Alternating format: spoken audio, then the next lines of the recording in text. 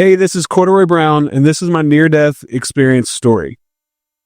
One of the most important lessons I think I learned in all this and from telling this story a lot is that how little we as humans really know. And we're going to get into that, but we're also going to get into the things that I saw while I was dead and gone. But my story starts during the COVID era. COVID was so weird and scary for, I think, all of us. We literally lived through a major historical worldwide event. And here in West Virginia, I feel like COVID wasn't taken very seriously for some reason. And especially when I was working at the TV station at the time, it was weird just to see the pushback about it. And that kind of goes into geopolitical stuff and whatever. But, if you were from here, it just didn't seem like it was a big deal. And I remember being at the TV station and just seeing it all like, okay, it's getting closer to West Virginia. It's finally catching up to us and blah, blah, blah. But a lot of people I know got sort of sick with COVID, and then a lot of people I know had zero symptoms. And then there's me. When I had COVID, though, when I actually was diagnosed with it, it was just considered and felt like a cold. I just had stuffy nose and a few different things like that. Where it really, really started going downhill, and when we start getting into the NDE territory, here we go. After I got, better from COVID, from like essentially just felt like a cold, I noticed that I was really nauseous and my legs were sore, my kidneys were hurting, and my lymph nodes in the side of my neck were extremely swollen. So I was going to go to the doctor, and I was like, well, okay, I should probably go get checked out. And they said, hey, everything's going on right now. You should go to the ER if you have this many things. And I said, no, I don't want to go to the ER. It's expensive. And I didn't go. So another, few hours went by, and I'm throwing up and extreme pain, and my legs are hurting, and my kidneys and sides are just aching. So I finally go to the hospital. And for some reason, where we're at, they weren't taking that seriously either. And they just said, hey, you have anxiety. You need to go home. Here's some Ativan and calm down. Well, I'm not an anxious person. I'm very reserved and laid back and kind of clear-headed. But here in West Virginia, healthcare is what it is. So I ended up going home, and within 5 or 6 hours, I'm in extreme pain and I'm throwing up and going back to the hospital. And I remember trying to walk down the stairs in my apartment at the time and literally like collapsing because I was so worn out and weak, and I've been throwing up so much. I was in so much pain. So within 10 hours, I'm back to the hospital, and I go back, and, I remember this little tiny nurse looked at me, and she could see I was like struggling, I was wobbling, I was trying to throw up again and all this stuff. And they finally get me into a wheelchair and take me back to check a bunch of stuff out. And they admit me to kind of one of the holding rooms, but not yet to the room. And I'm going to mention healthcare a little bit here because of just, for some reason, if you go to a bigger city, they seem like they take better care of you, and not to take out anything on nurses or anything, because every healthcare worker to me is basically a superhero. But for some reason, my experience was very backwards. And I remember being in extreme pain, and no one goes to the hospital just because they want to.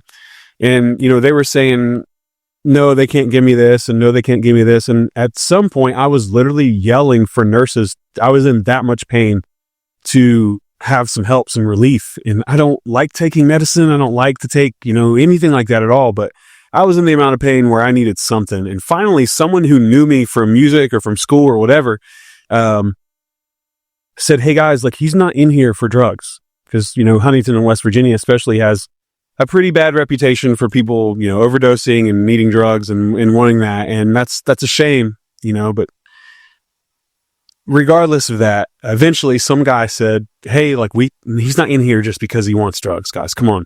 So over some time had went by, and eventually they put me into a room, and, I think a couple of days had went by, and I remember not sleeping for almost 48 hours. And I remember the first thing that they said that, hey, your lungs are in pretty rough shape right now. We're going to keep you in here. We might have to put you some oxygen. I said, okay, whatever. And I'm thinking, okay, we're going to get out of here. It's not a big deal. I'm trying to go to band practice the next couple of days, get out of here and get feeling better. And I just remember, it just seemed like my lungs had started failing at a pretty extreme rate. If you've ever tried to breathe through a straw that you've pinched, it's like that, but you can't even get a full breath. I couldn't expand my lungs. And what they eventually told me was that, hey, like your lungs are in a state of failure right now, but you're also in heart failure and in kidney failure and in liver failure, all from this. At that time, they kind of advised me, hey, we're going to have to put you on a ventilator is what it's looking like. You need to call people that you care about and let them know. And a ventilator is not necessarily a life sentence. It's not necessarily a way to keep you alive. I mean, it's pretty rough on you. But they sent a chaplain in the room too. And we're going to get into some of the spiritual stuff, I think. But, you know, if you're 30 years old, been healthy your whole life, told that you have 4 organs that are failing, and then they send a chaplain in the room, you start to kind of question, okay, is this going to be my last day? And I grew up a believer. I grew up in church my whole life. So kind of thinking like, okay, I'm not going to get to meet the guy that I've been learning about this whole time. And I remember calling my parents, and at that time they kind of amped it up. It was like those movies and TV shows where all the nurses are running into the room and they're sending in everybody. They're hooking up oxygen tanks and they're all these things, and alarms are going off, and they're rushing me down the hallway to put me on a ventilator because I had 4 organs that were failing. And what I remember next is where we start actually getting into the NDE, because what they made the decision to do was to life flight me from Huntington, West Virginia, thank God, to Morgantown Rubin Memorial Hospital. And in the flight, I passed away. And here's what I saw in that space. When I passed, and I just remember looking at a nurse before this is the last thing I remember before seeing this place that I was in. This nurse was looking at me because there was 3 nurses on each side of me trying to wheel me into this new place. And I remember her looking at me with these eyes. I wish I could go and talk to her. I wish I knew who it was, because she had given up on me, was the weird part. She looked at me with no hope because I was in really bad shape, and I guess that's fine. But she was the only one I feel like that really gave up on me. But regardless, when I died, and I know 1000% that I was not on the earth, I remember being in an infinitely white space as far as I could see. In the infinite white, there was nothing. I wasn't touching the ground. There was nothing except for perfect infinite white as far as you could see. And here's where I think that we don't have it all figured out on the earth. Here's one of the reasons, is that even though there was nothing, even though it was quiet, it was the most perfect, beautiful, incredible place. I don't know if there are English words to describe that bliss that I felt in this nothingness. And I stayed there for who knows how long. I mean, it felt 30 minutes to an hour of just nothing. And eventually, it's like I could acknowledge that. I could acknowledge that I was dead, but it wasn't scary. And this is why I'm not scared of dying anymore. I'm not scared of it. Because if it's anything like this, let's go. I don't want to do it again right now, but like when that time comes, I'm not scared of death anymore. Eventually, in the infinite white, even though I was not touching anything, I saw this like contrast of black, and it was kind of like the size of like a basketball or something like that. And it was this orb. I don't know what else to call it other than an orb. And it appeared right next to the left side of my chest. And I couldn't talk to it. I couldn't touch it. I just had this acknowledgement of, okay, this is the afterlife right now. And that ball didn't do anything other than appeared slowly and then slowly drifted out into the infinite abyss. And again, never once was I scared.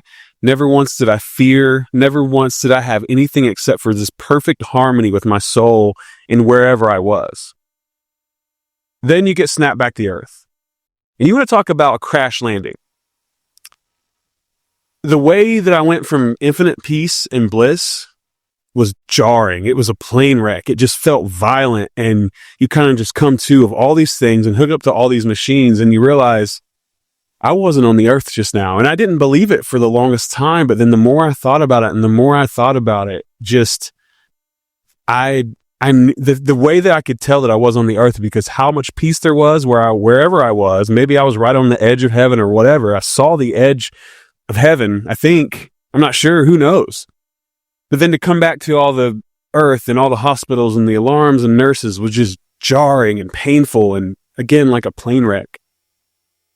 So again, 30 years old, and I've seen the other side at this point, and here's where I think people really need to start thinking about what they're doing. I don't know that we have all the answers here on earth. I don't think that we know what we're doing because we focused on all these things that don't matter. And I had something they called MIS-A. This was the official diagnosis, called MIS-A. I had multiple organs that were failing. And at the time, there were less than 30 people in the entire country that had this. I was on a type of life support called ECMO, where they basically reoxygenate your blood and put it back in your body so your heart doesn't have to do anything. ECMO is a very last-ditch effort to keep people alive. Most people do not survive ECMO. I, especially at the time, had struggled with self-harm so much and wanting to die. You know, thank God for therapy and medicine and people in my life that have told me that I've mattered and helped me out. But, you know, especially prior to that experience of dying, I was convinced that I did want to die. And I used to self-harm, I used to cut a lot, and would wake up and wish that God would take me away.